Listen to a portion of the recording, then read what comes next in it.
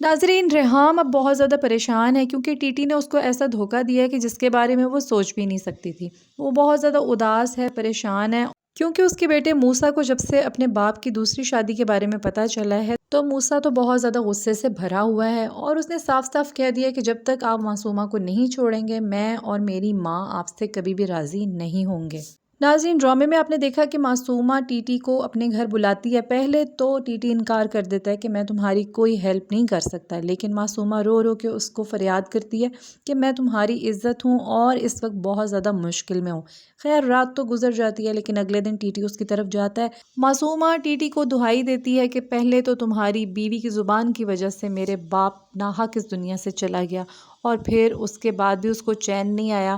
کل والے دن اس نے اپنے بیٹے کو بھیج کے پھر یہاں پہ تماشا لگوایا، جس کی وجہ سے میری اور میری ماں کی سب رشتہ داروں میں بہت زیادہ سبکی ہوئی ہے، اور ہم کسی کو منہ دکھانے کے قابل نہیں رہے۔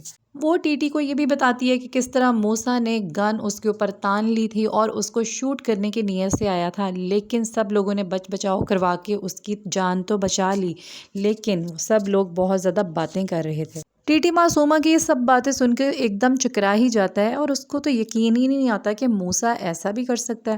میں نے تو اپنے بیٹے کی تربیت بہت اچھی کی تھی، یہ موسیٰ ایسا کیسے کر سکتا ہے؟ ٹی فوراً گھر جاتا ہے، اور گھر جاتے ہی ریحام پہ برسنا شروع کر دیتا ہے کہ میں نے آخر ایسا کیا جرم کر دیا جس کی وجہ سے تم نے بھی وہاں پہ جا کے اتنا غلط بولا، اور تمہارے بعد تمہارا بیٹا بھی وہاں پہ جا کے تماشے لگا کے آیا ہے؟ ایسا کرنے کی کیا ضرورت تھی؟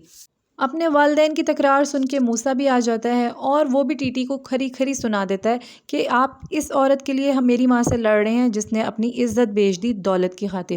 اور یہ بات سننے کی دیر تھی کہ ٹی اس کے منہ پہ زوردار تھپڑ مار دیتا ہے۔ ریحام جو کہ یہ سارا منظر دیکھ رہی ہوتی ہے، اس سلوک کو دیکھنے کے بعد ہکی بکی رہ جاتی ہے، اور وہ یہ سوچ بھی نہیں سکتی تھی کہ معصومہ کی خاطر اس گھر میں یہ وقت بھی آئے گا کہ ٹی اپنے بیٹے پر ہی اس طرح ہاتھ اٹھائے گا اور اس کی بےزتی کرے گا۔ لیکن معصومہ تو اپنا وار کر چکی ہے۔ معصومہ نے وہ کر دکھایا جس کا وعدہ اس نے اپنی ماں سے کیا تھا۔ اس نے اپنی ماں سے کہا تھا کہ میں نے اپنا وار کر دیا ہے، اگر اس کھیل میں مجھے مرنا بھی پڑا تو میں مرنے کو تیار ہوں۔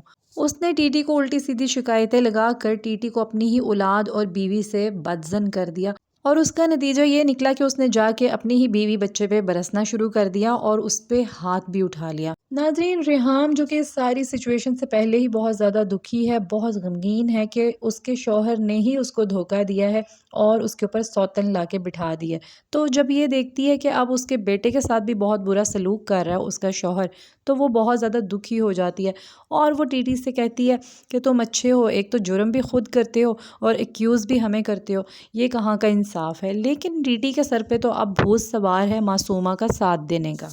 ٹی بجائے اس کے کہ ریحام کی باتوں سے شرمندہ ہوتا، الٹا ڈھیٹ بن کے اس کو جواب دیتا ہے کہ میں نے ایسا کیا جرم کر دیا ہے جس کی وجہ سے تم سب میرے ساتھ یہ سلوک کر رہے ہو؟ میں نے دوسری شادی ہی تو کی ہے اور مجھے اس کا حق حاصل ہے، میں چاہوں تو کر سکتا تھا دوسری شادی، اور میں نے کر لی۔